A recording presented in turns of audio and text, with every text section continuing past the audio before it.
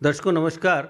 इन दिनों चर्चा है चैम्बर इलेक्शंस की और चैम्बर का जो गठन किया गया था उसका गठन इसलिए किया गया था कि जम्मू के व्यापारियों और उद्योगपतियों की आवाज़ को मुखर किया जाए और इसके लिए तकरीबन 80 साल पहले इस संस्था का जन्म हुआ था। और पिछले 80 वर्षों के दौरान chamber of commerce and industry Jammu ने कुछ ऐसे चेहरे दिए जिनकी राष्ट्रीय स्तर पर पहचान बनी और उन्होंने जम्मू के व्यापारियों और उद्योगपतियों की आवाज़ को अपनी ताकत से और बुलंदी दी। इनमें सबसे पहला नाम जो अब सबको याद रहता है वो है स्वर्गीय श्री राम साहे जी का।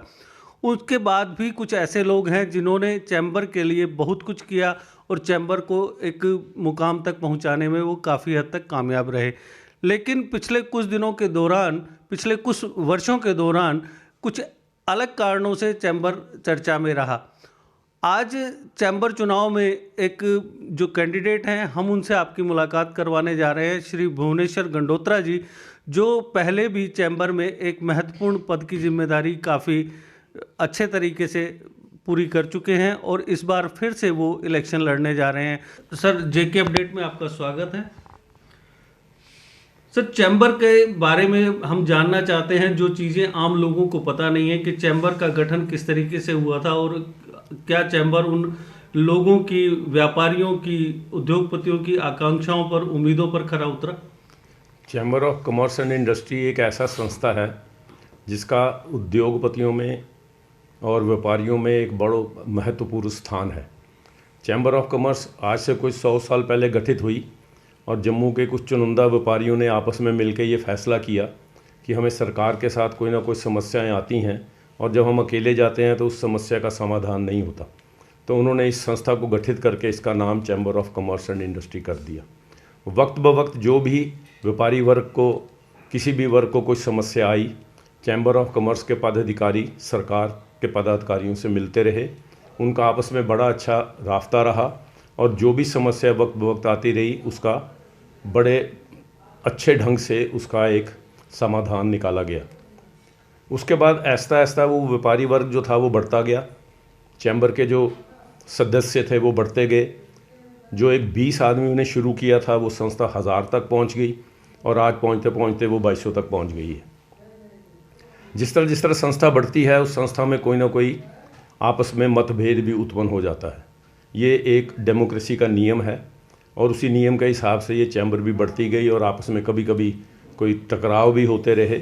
मगर इस चैम्बर ने ओवरऑल व्यापारियों वर्ग के लिए और उद्योगपतियों के लिए बड़े अच्छे कार्य किए और जब भी कोई समस्या आई सरकार के सहयोग से वो समस्या सुलझाई गई। अब क्योंकि संस्था बड़ी हो गई है और इलेक्शंस काफ़ी देर बाद होने जा रहे हैं, इसमें काफ़ी लोगों ने अपने नामांकन पत्र भर दिए हैं और मैंने भी अपना नामांकन पत्र महामंत्री के पद के लिए भरा है। मेरे साथ 4 और कैंडिडेट हैं जो मेरे साथ इस इलेक्शन पर लड़ रहे हैं और मैं समझता हूं कि उन 5 सदस्यों में से जो महामंत्री के इलेक्शन लड़ रहे हैं मुझे सबसे ज़्यादा अनुभव है और मैं इस पोस्ट के लिए दावेदार हूं। सर, जनरल सेक्रेटरी किसी भी संगठन की जान होती है, उसके हाथ में सारी कमान रहती है, जितनी भी कागजी कार्रवाई हो या जो भी गतिविधियां हो उसके थ्रू होती हैं।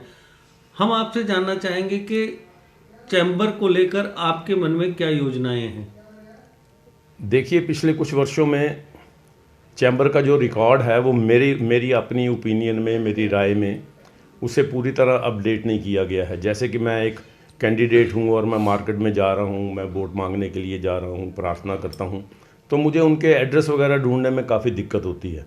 सो जनरल सेक्रेटरी का पहला काम ये होता है कि जो लिस्ट ऑफ मेंबर्स है that should be updated from time to time और उसमें जो भी चेंज आए, जब भी उसकी कोई रिक्वेस्ट आए, that should be immediately done. ये जो कंपाइलेशन हुई है हमारे चैम्बर ऑफ कॉमर्स की लिस्ट की, सबसे बड़ा ड्रॉबैक ये है कि this is to be updated. This is my first priority. Second priority ये होगी कि जो भी टीम बन के आए, जिसमें जो भी प्रधान आए, मेरा और उसका आपस में ऐसा यूनिसॉन हो, ऐसी अंडरस्टैंडिंग हो।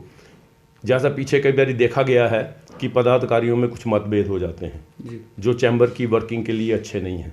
मैं आपको आश्वासन दिलाता हूँ कि मैं अपनी ओर से कोई भी ऐसा मतभेद किसी भी पदाधिकारी के बीच में नहीं होने दूंगा और हम सब एक टीम बन के अपनी संस्था को आगे और चलाएंगे।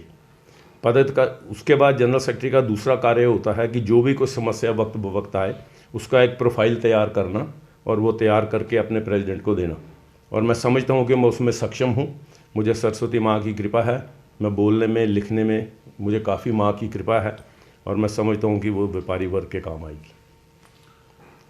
सर, हाल ही में एक नया विवाद खड़ा हुआ, कुछ 461 मेंबर्स की जो वो है एक बॉडी उन्होंने बना ली है और वो उन्हें उनका कहना है कि हमें वोट नहीं डालने दिया जा रहा, उसको लेकर आप क्या कहना चाहेंगे? उसमें सर ऐसे है कि वो जो 461 सदस्य हैं उन्होंने संस्था को अप्रोच किया मेंबरशिप के लिए, उनसे सब्सक्रिप्शन फ़ी ली गई, उनसे एडमिशन फ़ी ले गई और अप टू डेट उनकी जो पेमेंट है वो क्लियर है।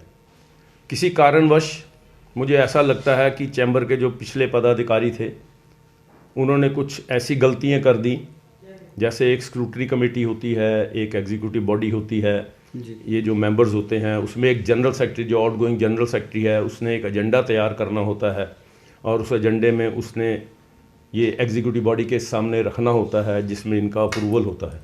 बट अनफॉर्चुनेटली ऐसा हुआ कि जो हमारे पिछले महामंत्री थे उन्होंने ऐसा कोई कार्य किया नहीं, उसकी कंपाइलेशन हुई नहीं, कोई स्क्रूटनी कमेटी बनी नहीं, कोई एग्जीक्यूटिव बॉडी थी नहीं, तो वो उसे कौन अप्रूव करता। और जब कोर्ट में ये केस गया तो वहाँ पर ये खामियां सामने आने से कोर्ट ने उनको मत देने से वंचित कर दिया।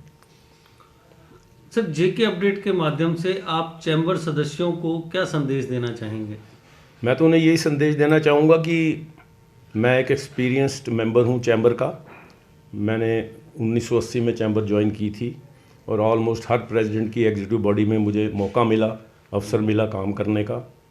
और मेरा जो एक्सपीरियंस है मैं समझता हूँ उससे जितनी भी समस्याएं डे टू डे आएंगी उनका समाधान निकालने में मैं अपनी टीम के साथ सक्षम हूँ।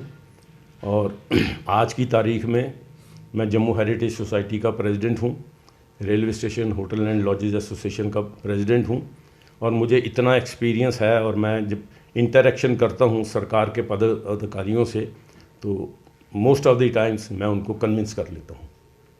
तो मैं समझता हूँ कि इसका फ़ायदा मेरे जो व्यापारी वर्ग हैं और जो उद्योगपति वर्ग के सदस्य हैं उन्हें इसका फ़ायदा मिलेगा। Thank you sir, JK update के साथ को अपना कीमती वक्त देने के लिए आपका बहुत बहुत शुक्रिया।